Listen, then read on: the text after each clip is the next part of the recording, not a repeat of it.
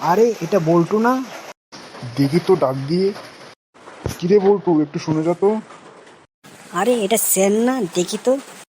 কি হয়েছে স্যার, ডাকছেন নাকি? হ্যাঁ। কেন স্যার? এখানে কি করছিস? এই তো স্যার মাছ ধরছিলাম।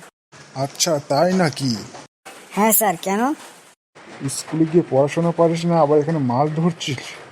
আরে স্যার, মাছ ধরার সঙ্গে পড়াশোনার কি সম্পর্ক? আবার মুখে মুখে তর্ক করিস। একটা কোশ্চেন ধরবো, বলতে পারবি?